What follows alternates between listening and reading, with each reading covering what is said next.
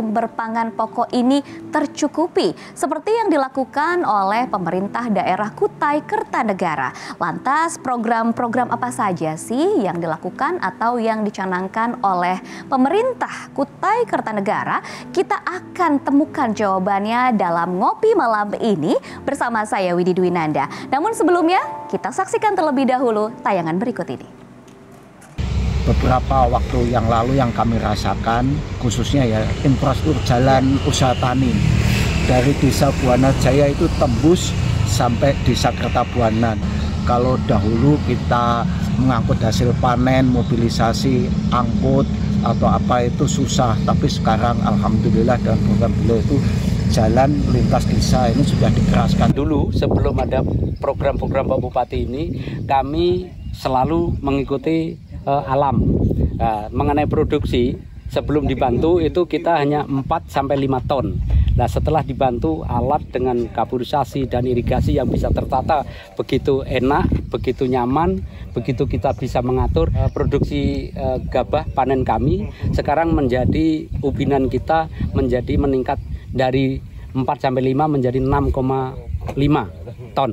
Untuk bantuan Al-Sintan ya, alat mesin pertanian, kalau sebelum beliau dulu petani itu masih panennya itu masih manual, masih ada yang dipotong pakai tangan kemudian diempaskan ke alat yang dibuat petani atau setidaknya pakai power thresher ya yang mini itu. Tapi sekarang di masing-masing kelompok tani itu sudah ada combine, khususnya dikelola Gapoktan. Ya pemirsa, telah hadir di studio bersama kami yaitu Bapak Ahyani Fadia Nurdiani selaku Asisten 2 Bidang Perekonomian dan Pembangunan Sekretariat Daerah Kabupaten Kutai Kertanegara. Halo Bapak, apa kabar? Halo, selamat sore. Selamat malam tentunya. Selamat malam ya. Baik, sehat ya. Pak? Alhamdulillah sehat. Ya. Baik, terima kasih sudah hadir malam hari ini di Ngopi Pak. Ya. Kita akan langsung berbincang saja ya. Boleh, bicara ya. mengenai pertanian, tentunya ini juga ada faktor cuaca yang jadi pendukungnya. Ngomong-ngomong di Kutai Kertanegara cuacanya seperti apa Pak? Wah, kalau dalam kondisi sekarang mungkin hampir dua minggu terakhir lah ya. Ini masih kondisi curah hujannya cukup tinggi ya. Jadi menyebabkan ada. Tapi kalau di daerah Tenggarong sendiri itu masih ada yang spot-spot juga hujannya, tidak merata. Ya, jadi kondisinya masih hujan, tapi tidak seperti di sini kan kalau panas kan. Panjang sekali ya, panasnya panjang. Tapi kalau di Kutai walaupun panas ya tetap ada hujan. Baik, lalu bagaimana dengan kekeringan? Jika terjadi kekeringan begitu, apakah ada sarana-sarana yang memang dibangun begitu oleh pemerintah daerah Kutai Kertanegara? Seperti yang saya dengar ada sarana pompanisasi di 89 titik ya Pak. Bisa dijelaskan sarananya seperti apa? Ya, jadi sarana pompanisasi ini sebenarnya kegiatan yang dilaksanakan bekerja sama sebenarnya dengan tim dari Kodim ya. Kodim 0909 dari Kutai Kertanegara sendiri. Dan pelaksanaannya sebenarnya bertahap. Jadi 89 itu adalah target untuk pelaksanaan kegiatan di Kutai Kertanegara dan tersebar di mungkin kalau nggak salah itu ada sekitar 10 kecamatan tahap pertama. Dan sekarang sudah dilakukan dalam tahap pertama ini di anggaran tahun 2024 sekarang itu ada sekitar 10 titik yang sudah dilaksanakan, khususnya di daerah-daerah seperti tadi yang rawan air ataupun kekeringan air, karena sumber airnya ini adalah pakai bor. Jadi ketika di bor itu bisa keluarkan air dan ini digunakan untuk pengairan yang airnya mungkin sarana kurang, karena di Kutai Kertanegara sendiri itu kalau daerah hulunya itu hanya mengandalkan air pasang surut sebenarnya dan tak ada hujan. Nah, ketika ini seperti sekarang masih ada hujan, masih mereka aman ya, masih aman. Tapi ketika begitu, nanti dia kering sekali, karena di sana kalau kering ya memang susah juga. Anggaplah seperti yang kemarin, tahun kemarin itu seperti di Tenggarong Seberang itu gagal panen. Nah, akhirnya gagal panen, mereka juga tidak bisa melakukan proses kegiatan untuk tanam menanam karena kekeringan air. Nah, ini kita support dengan bantuan waktu itu. Ya, dan ini tahap berikutnya mungkin nanti akan dilakukan lagi penggalian ataupun membuat sumur bor di beberapa titik di kecamatan lainnya. Baik, untuk pemilihan titik ini seperti apa sih prosesnya, Pak? Kalau pemilihan titik, kita melakukan survei sebenarnya lebih awal. Karena kita melakukan survei ini bersama-sama dengan pihak TNI yang bekerjasama dengan kita Kutai Kartanegara. Jadi baik itu dilakukan terhadap yang minim air ataupun kekurangan air, maupun nanti sumber air yang ada di dalam tanah. Karena itu kan pakai bor, jadi ada sistem geolistrik namanya, itu kita menentukan bahwa ini memang ada sumber airnya, terus kita bisa olah untuk kegiatan pengeboran. Nah, ini dilakukan melalui survei dan itu dilakukan sebelumnya. Berapa lama proses program ini dijalankan, Pak? Dari survei sampai akhirnya, baik ini sudah siap untuk menjadi titik. Sebenarnya kalau kegiatan kan mengikuti tahun anggaran sebenarnya. Jadi kita punya waktu dari tahun pertama awal mulai Januari sampai dengan Desember. Tapi biasanya kegiatan survei dan lain sebagainya dilakukan biasanya di awal tahun. Biasanya dari Januari sampai Maret. Nanti habis itu proses pelaksanaan itu biasanya kalau pelaksanaan hampir 3 bulan juga. Dan ini setelah itu baru kita coba running untuk kegiatan pengairannya. Oke, bagaimana dengan respon para petani? Apakah memang benar-benar bisa menjadi solusi saat kekeringan melanda atau bagaimana, Pak? Ya, sangat respon dan sangat berterima kasih dengan adanya pompanisasi ini karena justru air itu yang mereka perlukan sebenarnya untuk mengairi sawah mereka. Dan ini menjadi yang tadinya tidak bisa panen menjadi bisa panen. Ya minimal kan mereka bisa panen dalam waktu 4 bulan sampai 5 bulan, nah itu bisa panen. Tapi kalau dia tidak bisa panen, nah ini menjadi masalah. Jadi PR kita juga untuk membantu lagi kembali kepada masyarakat yang gagal panen. Baik. Di Kabupaten Kutai Kartanegara. Ya. Selain pompanisasi di 89 titik ya, saya juga dengar ada akan ada mungkin ya program pertanian terapung. Seperti apa program ini, Pak? Ya, kalau pertanian terapung sebenarnya role modelnya ini baru kita coba sebenarnya. Baik. Apakah nanti cocok atau tidak di Kutai Kartanegara karena kondisinya cerita sedikit tentang terapung ya. Pertanian terapung ini kan seperti bahan yang diolah adalah bahan styrofoam. Nah, karena dia bisa mengambang. Terus yang kedua juga ada dari bikin model rakit, bahannya dari bambu dan bambu juga banyak di sana. Nah, terus yang ketiga juga ada model kalau di sana orang bilang kumpai, tapi kalau di sini bilang ejeng gondok. Nah, ejeng gondok dikumpulin, terus nanti bibit padi disebar di beberapa tempat di daerah ejeng gondok, dan itu terapung. Konsep terapung begitu. Nah, konsep terapung ini pada dasarnya sebenarnya bisa kita lakukan karena potensi yang ada di Kutai Kartanegara itu cukup banyak. Sungai ada panjang, terus kita juga punya danau. Nah, di sana ada 3 danau sebenarnya yang bisa dipotensi untuk bisa dilakukan itu. Karena potensi danau yang di kita, terutama di Danau Melintang, Danau Meninjau itu pasang surut juga. Jadi ketika air naik, mereka bisa hidup dengan perikanan. Tapi ketika air turun, itu bisa mereka menanam di danau. Nah, ini uniknya di sana kalau di daerah danau itu di Kota Bangun, Kecamatan Kota Bangun. Nah, mungkinan aja nanti khususnya untuk pertanian terapung ini masih kita kaji. Khusus untuk di Kutai Kartanegara, apakah nanti bisa berpotensi untuk dilakukan kegiatan itu ataukah tidak. Jadi kita menunggu lagi prosesnya. Baik, kira-kira direalisasikannya kapan? Kalau memang ternyata sudah dipastikan, oh ini sangat cocok nih untuk daerah kita gitu. Ya kalau memang cocok mungkin nanti ke tahun berikutnya, mungkin tahun 2025 atau 2026 mungkin, setelah mungkin nanti kita melakukan feasibility study atau FS, maupun nanti kalau sudah feasible, mungkin baru kita melakukan lanjutan yaitu dengan melakukan DED-nya.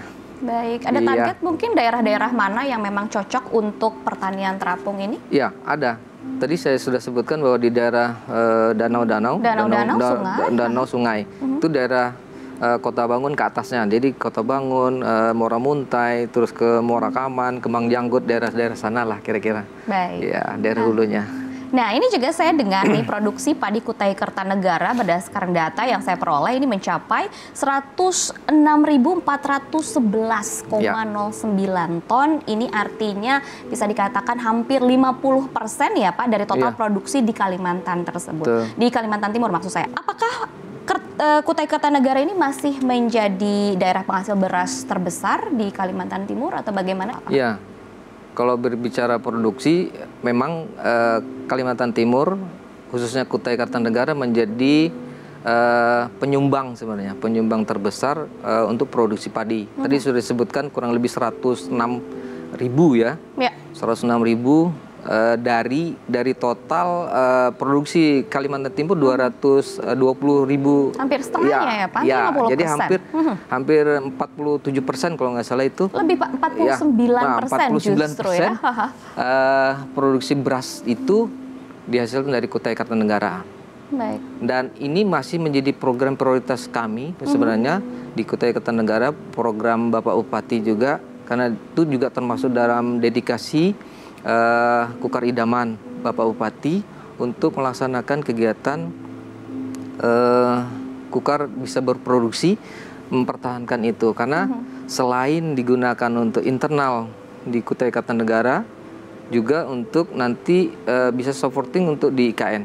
Oh, ya, baik. Kita juga kemarin sudah berbicara juga dengan kawan-kawan di IKN bahwa sementara ini mereka ngambilnya katanya dari Banjarmasin, Kalimantan Selatan, terus sama dari Sulawesi, beras Sulawesi. Nah, saya bilang kenapa enggak kita yang suplai ke sana dengan peluang yang ada gitu. Sementara produksi beras kita juga cukup banyak. Cukup tinggi. Ya, betul. cukup tinggi. Nah, dengan adanya itu dan peluang yang ada, melalui surat keputusan Bupati, kita juga sudah melakukan proses penetapan kawasan sentra-sentra produksi untuk pertanian beras.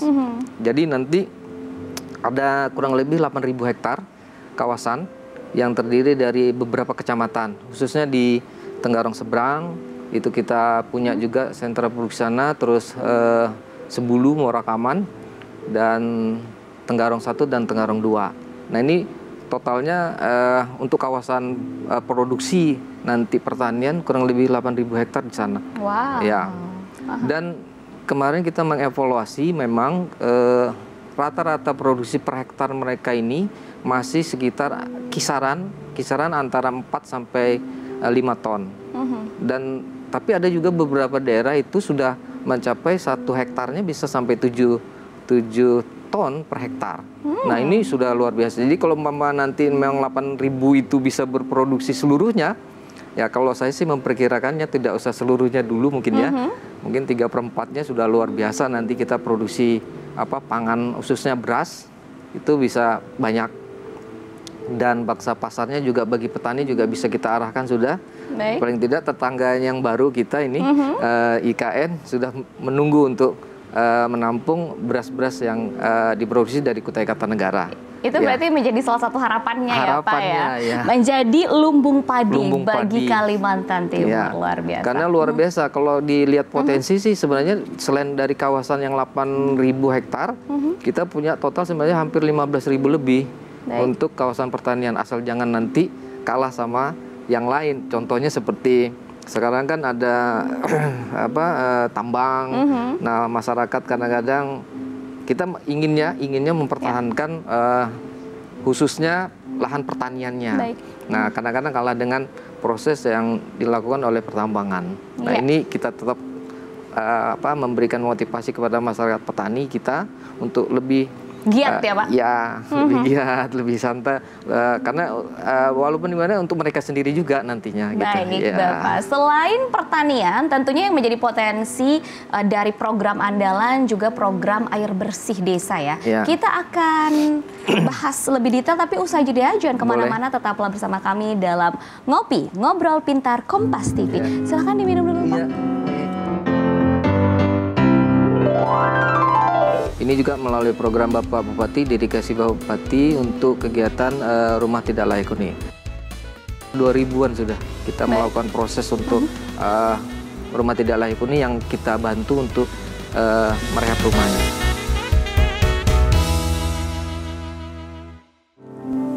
Anda kembali dalam Ngopi Ngobrol Pintar di Kompas TV. Tentunya masih bersama saya Widi Dwinanda dan ditemani oleh Bapak Ahyani Fadia Nurdiani. Tapi sebelum kita melanjutkan perbincangan ini, saksikan dulu tayangan berikut ini. Salah satu program yang kami jalankan adalah program air bersih desa sesuai dengan visi dan misi Bapak Bupati Kutai Kartanegara, yang mana saat ini salah satu desa yang sudah merasakan dari program tersebut adalah Desa Muarman, Kecamatan Tenggarong Seberang, yang sampai saat ini sudah merasakan nikmatnya air bersih. Iya, Pak Ahyani, kalau Ya. tadi kita lihat tayangan ya, bahwa memang benar menjadi salah satu konsepnya yaitu penyediaan air bersih. Nah, sebenarnya apa yang pemerintah Kabupaten Kutai Kartanegara lakukan untuk memastikan air bersih ini bisa dinikmati secara merata oleh masyarakatnya?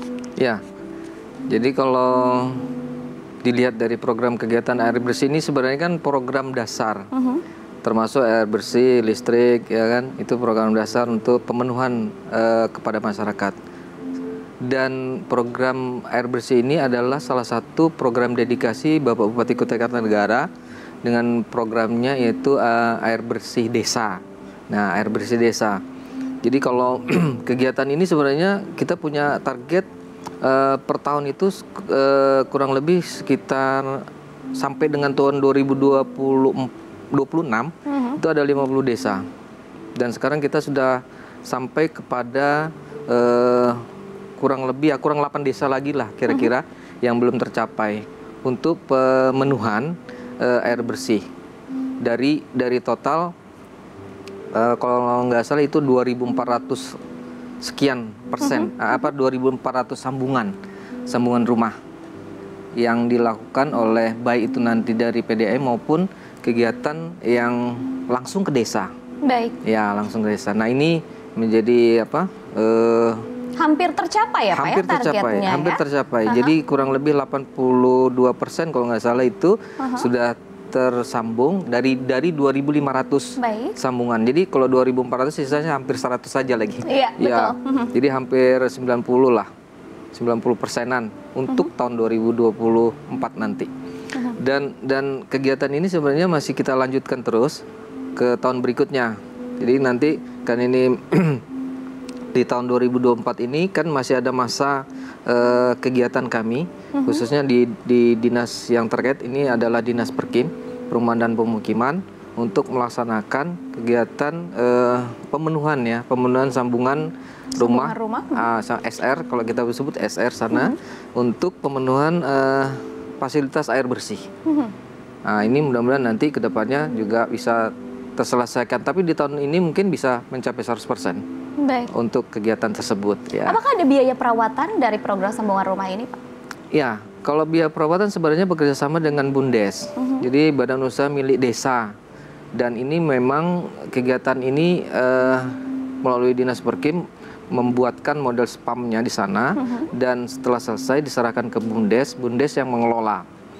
Nah, di Bundes sendiri setelah diserahkan itu mereka mengelola baik itu nanti kepada kegiatan untuk saluran rumah, sambungan rumah, maupun nanti melakukan retribusi sebenarnya untuk pengelolaan. Nah, dari retribusi itulah kita harapkan mereka bisa melakukan perawatan karena ada dana yang bisa diambil dari masyarakat. Cuman permasalahannya kadang-kadang masyarakat desa, khususnya desa, yang menjadi masalah retribusi kadang-kadang sudah pun murah nggak mau bayar katanya. Iya, ini pastinya harus bersinergi antara masyarakatnya juga, betul. begitu, karena sudah dibantu juga ya Pak ya. Iya, betul.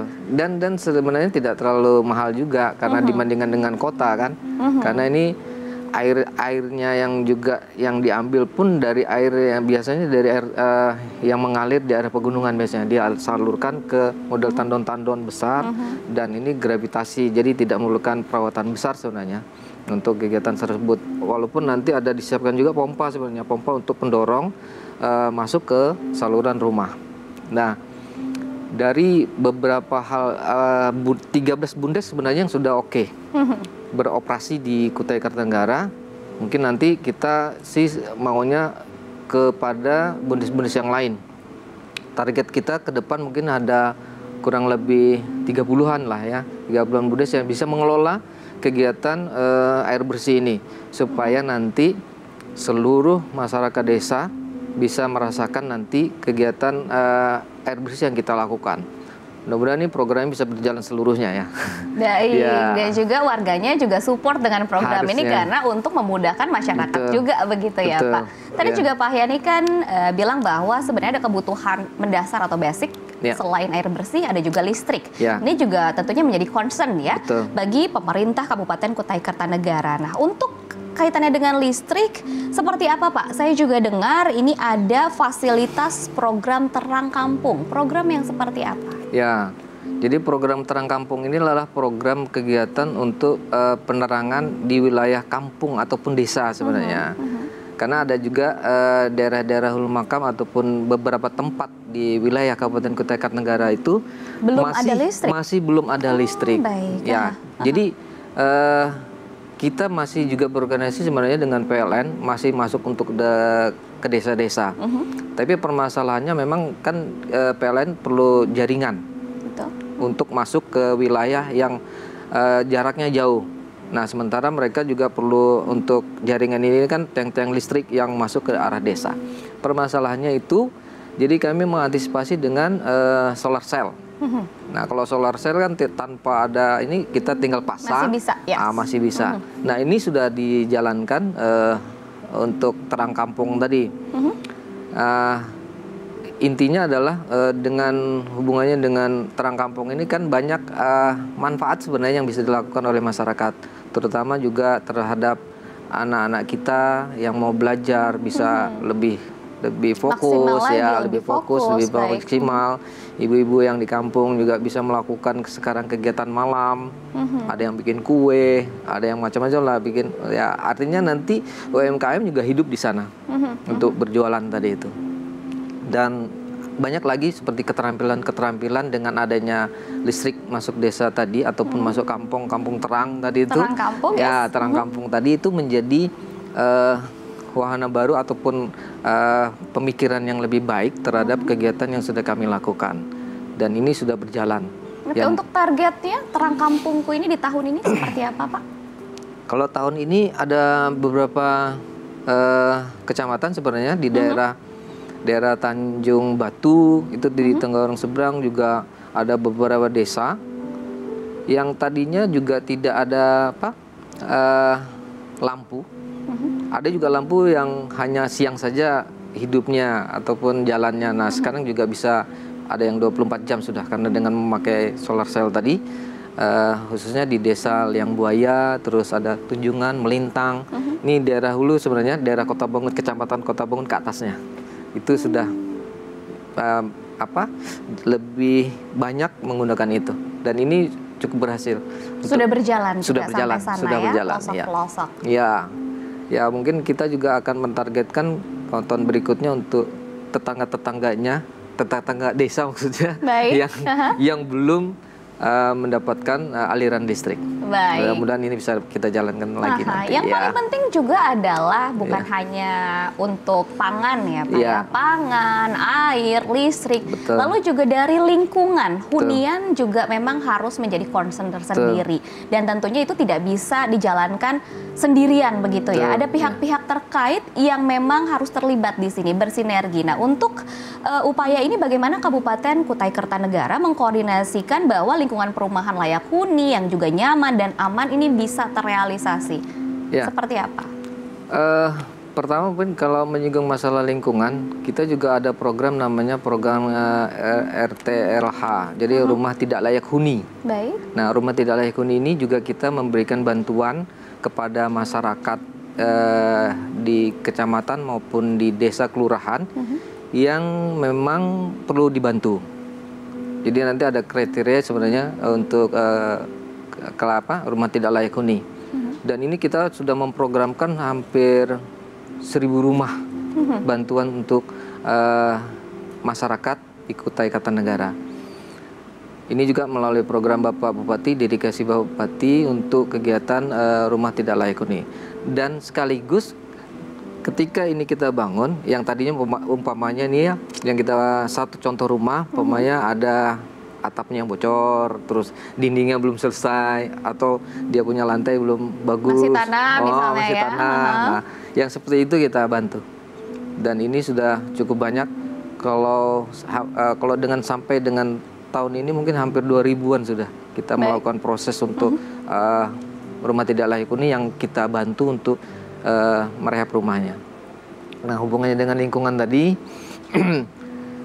kembali kepada kita memberikan informasi kepada masyarakat ataupun sosialisasi kepada masyarakat bahwa hunian yang bagus, hunian yang berwawasan lingkungan, tidak membuang sampah sembarangan, ini menjadi faktor utama yang kita lakukan untuk mengedukasi masyarakat bahwa ketika lingkungannya bagus, bersih dan bersinergi dengan alam kita, otomatis nanti hidup sehat juga lebih tercapai. Baik. Karena dimulai dengan lingkungan yang bersih tadi itu. Baik, untuk pihak-pihak yang terlibat siapa saja, Pak? Dinas-dinas terkait. Dengan dinas-dinas terkait? Ya, dinas-dinas DLHK, kesehatan juga adalah dari BPBD, karena mereka juga, kita juga melakukan proses sosialisasi melalui dinas DLHK. Ada pemantauan langsung juga ya, Pak? Ada pemantauan langsung, ya ada pemantauan langsung yang dilakukan oleh DLHK. Baik. Karena mereka juga sebagai fungsi koordinator untuk lingkungan hidup dan sekitarnya itu, ya. Baik, yang tidak kalah penting adalah peningkatan kualitas sumber daya manusia ya Pak tentunya ya. Dan ini pasti diawali dari usia dini. Ya. Berarti yang bisa kita kaitkan dengan kualitas sumber daya manusia adalah bagaimana kita bisa menjaga kualitas sumber daya manusia itu dari usia dini dengan program penanganan stunting. Itu juga dilakukan kan oleh pemerintah Kabupaten Kutai Kertanegara. Kita akan ulik ya. Usai jeda jangan kemana-mana, tetaplah bersama kami dalam Ngobrol Pintar Kompas TV. Iya. Kebetulan saya juga ditugaskan untuk memonitor sekaligus melihat pelaksanaan kegiatan khususnya stunting. Dan kami juga melakukan namanya Bapak Asuh. Termasuk saya juga jadi Bapak Asuh dari anak-anak yang ada di sana. Anda masih bersama kami dalam Ngobrol Pintar di Kompas TV. Tentunya masih bersama saya Widi Dwinanda, dan seperti janji saya di segmen sebelumnya, di segmen ini kita akan membahas mengenai program penanganan stunting yang dilakukan oleh pemerintah daerah Kutai Kertanegara. Namun sebelumnya kita simak dulu tayangan berikut ini. Stunting merupakan permasalahan gizi kronis akibat kekurangan gizi dan infeksi penyakit berulang. Dampak yang ditimbulkan dari stunting yaitu resiko infeksi penyakit, gangguan pertumbuhan berupa perawakan pendek, dan penurunan EQ jangka panjang. Dari tahun 2016 sampai dengan 2023, Kabupaten Kutai Kartanegara mengalami penurunan signifikan, yaitu dari 37,1% menjadi 17,6%. Dinas Kesehatan merupakan salah satu perangkat daerah yang berperan aktif dalam upaya penurunan prevalensi stunting melalui intervensi gizi spesifik. Kalau dari puskesmas apa aja Bu kemarin dapat? Dapat biskuit sama susu, vitamin, sama apa? Vitaminnya ada 2 macam sih kemarin diberi. Itu lengkap ya? Lengkap. Kayak susu, vitamin, biskuit. Berarti pemberian makanan tambahan gitu ya? Pertumbuhannya cukup bagus. Alhamdulillah. Apa yang mau disampaikan kepada pemerintah dengan programnya ini? Senang, berterima kasih banyak. Jadi dapat bantuan susu hampir setiap bulan dia dapat terus kan. Banyak gitu mah. Itu apa sih? Terima kasih. Cegah stunting itu penting. Bicara mengenai program penanganan stunting yang telah dilakukan oleh pemerintah Kabupaten Kutai Kertanegara, ternyata juga kita bisa lihat nih salah satu pendapat dari masyarakat ya, dan ini juga dari data nih Pak, bahwa ternyata Kutai Kertanegara ini berhasil menurunkan nilai atau angka stunting dari 27,10% di tahun 2022 lalu ke sekitar 15% pada 2023. Apa kunci kesuksesan dari program ini Pak? Ya, kalau bicara stunting sebenarnya kita sudah mulai 2 tahun terakhir ya, yang luar biasa gencarnya. Jadi benar tadi yang disampaikan bahwa kita sudah mencapai 15% nilai penurunan. Target kita sebenarnya ke depan sebenarnya penurunan lagi itu kurang lebih mungkin bisa mencapai 13% ataupun 10% kalau bisa nanti, mudah-mudahan tapi bisa tercapai. Kuncinya adalah pertama koordinasi seluruh stakeholder yang ada. Jadi kita kebetulan saya juga ditugaskan untuk memonitor sekaligus melihat pelaksanaan kegiatan khususnya stunting. Jadi dua asisten, saya dan Pak Asisten 1 ya. Ini memang konsen Bapak Bupati untuk fokus dalam pelaksanaan kegiatan stunting. Karena stunting ini menjadi program nasional juga yang memang harusnya kita dukung. Karena walaupun gimana stunting menjadi bagian kebijakan yang memang harus. Karena ini tadi bicara di awal, sebelumnya kan kita bicara tentang bagaimana lingkungan terutama anak-anak kita. Karena anak-anak kita yang potensi ya, bicara potensi stunting ini adalah sampai 5 tahun. Baik. Jadi kalau dia sudah kena stunting di atas 5 tahun, kita tidak bisa intervensi lagi. Nah, kegiatan stunting di bawah 5 tahun, jadi balita ya. Kita ada program pemberian pemberian makanan bergizi satu, yang kedua pemberian makanan tambahan. Nah, dan ini kegiatan ini kita lakukan semuanya di seluruh kecamatan termasuk desa.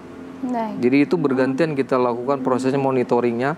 Jadi hampir tiap minggu itu launching untuk kegiatan pemberian makanan tambahan di desa-desa. Nanti Pak Bupati juga keliling itu. Dan Pak Bupati langsung terjun ikut juga memberi makan kepada anak-anak yang ada di desa. Dan pemberian makanan tambahan ini kita target umpamanya seperti yang kita lakukan sekarang. Dia ada program 4 minggu dan ada yang satunya program 8 minggu. Jadi tahap pertama adalah 4 minggu ketika dia sudah berpotensi tidak lagi cukup, artinya pertama kan yang dilihat adalah berat badan. Baik. Jadi kalau berat badannya nambah dari kurus menjadi gemuk lagi, ya sudah ideal begitu ya. Ideal berarti dia sudah berproses dengan baik. Kedua yang dilihat adalah tinggi badan. Tinggi badannya diukur. Jadi selama proses itu berjalan 4 minggu. Baik. Tapi kalau dia 4 minggu tidak ada perubahan, kita tambah 4 minggu lagi. Jadi 8 minggu. Nah ini kita intervensi melalui karena kan walaupun nanti sumber pembiayaan. Nah sumber pembiayaannya itu sebenarnya banyak. Selain daripada APBN sendiri melalui kegiatan di Dinas Kesehatan yang dilakukan oleh Puskesmas. Jadi datanya, BNM address-nya juga dilakukan pendataan oleh Puskesmas melalui Puskesmas tempat, yaitu di kecamatan-kecamatan. Dan ini sudah berjalan juga dengan baik. Target kita sebenarnya dari total 1.600-an untuk proses intervensi kegiatan sebelum stunting itu. Nah itu kita sebenarnya perlu dana dari 1.600 itu sekitar 4 miliar lebih ya. Baik. Tapi di dalam APBD kita juga sudah melakukan proses penetrasi untuk anggaran. Selain itu juga dari dana APBD dan APBDes. Yang lebih kami juga agak senang adalah kontribusi dari perusahaan-perusahaan setempat. CSR-nya ikut juga, dan kami juga melakukan namanya Bapak Asuh. Termasuk saya juga jadi Bapak Asuh dari anak-anak yang ada di sana. Jadi kita melalui Dinas Kesehatan melakukan proses itu semua. Ada paket sebenarnya yang namanya paket kegiatan untuk penanganan stunting. Jadi kita punya paket itu kurang lebih 16.500 untuk pembelian bahan makanan. Baik. Nah, ditambah 10.000. Jadi 10.000-nya itu untuk kegiatan ibu-ibu PKK yang mengolah. Jadi mereka yang ngolah, semuanya dilakukan di desa atau melalui posyandu. Jadi itu yang dilakukan ketika itu sudah berlangsung. Jadi Bapak Asuh bisa memilih biaya yang mereka mau sumbangkan, apakah mau 1 minggu, karena satu hari itu 2 kali makan. Satu makanan yang hubungannya dengan makanan biasa dan satu kudapannya. Jadi 2 kali mereka dapat. Baik. Nah, untuk peran kader posyandu dan puskesmas juga tentunya sangat penting perannya untuk di sini ya Pak ya. Seberapa penting sebenarnya kalau menurut Bapak? Iya, sangat penting karena mereka selain proses kegiatan menimbang dan mengukur tinggi tadi, juga ada pola untuk pemberian informasi dan terus pencegahan dini ya, ketika anak itu bermasalah, baik itu bermasalah terhadap gizinya ataupun bermasalah terhadap kesehatannya. Nah, dimulainya dari sana, dari Berarti Posyandu. memang pusat informasi yang pertama yang menjadi pondasi informasinya justru dari Posyandu dan juga Puskesmas ya. Puskesmas. Dan terakhir kita juga punya program Bapak Bupati juga membuat rumah bahagia sebenarnya. Ada namanya rumah bahagia. Nah, rumah bahagia ini adalah tindak lanjut dari Posyandu. Jadi rumah bahagia ini di situ selain masyarakat yang membawa anak-anaknya tadi yang bermasalah gizi ataupun yang perlu pemberian tambahan makanan, pemberian makanan tambahan, di situ mereka berkumpul mulai dari pagi sampai nanti siang setelah dia makan yang kedua. Nah, di situ kita isi memberikan informasi tentang sosialisasi tentang bagaimana sih membuat makanan yang bergizi, terus bagaimana sih membuat makanan tambahan, terus bagaimana membuat kudapan. Nah, itu diinformasikan di sana, disosialisasikan. Dan proses ini dilakukan yang namanya di rumah bahagia tadi. Baik. Jadi mereka kumpul situ sampai sambil bermain, anaknya juga boleh dan lain sebagainya. Dan itu kita sudah launching juga beberapa rumah bahagia sebagai contoh untuk kegiatan-kegiatan di kita. Selain itu juga ada namanya program kunjungan dokter, dokter anak ke desa. Nah, ini kalau kunjungan dokter anak ke desa, mereka rutin seminggu sekali mengontrol kesehatan yang sudah dilakukan oleh Puskesmas. Jadi update lagi. Nah, nanti kalau hasil kegiatan pemeriksaan dari dokter ini ada yang potensi yang tidak bisa tertangani di Puskesmas, nanti dirujuk ke rumah sakit di Tenggarong. Nah, ini sudah dilakukan. Semakin luas dampak positifnya, maka akan semakin baik untuk pemerintah dari Kutai Kertanegara. Tentunya masih banyak program-program istimewa lainnya. Kita akan simak usai jeda. Jangan kemana-mana, tetaplah bersama kami dalam Ngopi Ngobrol Pintar Kompas TV. Iya. Lalu harapan Bapak untuk pemerintah pusat seperti apa, Pak? Nah, bicara masalah mau curhat panjang, silakan Bapak. masalah pajak, ya. Otomatis kan Kutai Kertanegara ini menjadi mitra ya, dari IKM. Ketika kita bermitra, harusnya kita bisa saling menguntungkan, harusnya. Ya, namanya mitra kan. Saling support ya Pak ya? Saling support, saling menguntungkan. Terima kasih Anda masih bersama kami dalam Ngopi Ngobrol Pintar Kompas TV dan masih ditemani oleh Bapak Ahyani Fadia Nurdiani selaku Asisten 2 Bidang Perekonomian dan Pembangunan Sekretariat Daerah Kabupaten Kutai Kertanegara. Kita sudah berbincang nih di segmen-segmen sebelumnya program-program yang luar biasa dan bagaimana juga pencapaiannya juga sudah dijelaskan oleh Pak Ahyani ini. Apakah ada program-program lainnya yang memang menjadi program unggulan atau andalan Pak yang belum dijelaskan? Silahkan. Ya. Ada salah satu program dedikasi Kukar Idaman Bapak Bupati, yaitu pemberian kredit usaha. Nah, ini kita sudah melalui Bank Kaltim Tara memberikan support dana ke sana, tapi diberikan untuk UMKM, kredit UMKM. Baik. Awalnya UMKM saja, tapi sekarang sudah dilakukan terhadap petani. Perkebunan dan usaha kecil menengah. Lebih luas bidangnya. Lebih luas ya. Dan kredit ini bisa sampai 50 juta tanpa bunga, tanpa agunan. Wow. Ya. Intinya Bapak Bupati ingin membantu masyarakat khususnya yang berhubungan dengan usaha kecil, karena paling kecil itu bisa 5 juta untuk UMKM. UMKM ya? Ya, UMKM. Dan ini sudah bergulir. Jadi ada kalau sekarang sudah hampir 1.204 kalau nggak salah nasabah dengan total serapannya itu hampir 23 miliar yang awalnya hanya 19 miliar ditaruh di sana. Baik. Tapi karena bergulir diberikan lagi masuk, yang mencicil itu masuk, tapi habis itu diberikan lagi kepada yang lainnya. Jadi kalau totalnya sudah hampir lebih dari 100% sebenarnya dari dana yang kita punya yang sudah digunakan untuk memberi bantuan kepada pergerakan ekonomi, pergerakan ekonomi masyarakat. Khususnya yang sekarang agak banyak di daerah pertanian tadi. Jadi mereka mau menggunakan untuk pembelian pupuk, terus pembelian bibit dan lain sebagainya. Nah, ini rata-rata bisa sampai 40 sampai 50 juta mereka bisa meminjam dana dari Bank Kaltara, dan pengembaliannya rata-rata di proses itu adalah setelah mereka panen. Oh, setelah dapat hasilnya barulah mereka mulai menyicil mulai begitu. Menyicil. Dan ini makanya dibilang kredit untuk memang benar-benar untuk membantu masyarakat. Lalu harapan Bapak untuk pemerintah pusat seperti apa, Pak? Nah, bicara masalah mau curhat panjang, silakan Bapak. masalah pajak, ya. Kebetulan kita waktu itu ada pertemuan di Balikpapan, hubungannya dengan IKN sebenarnya.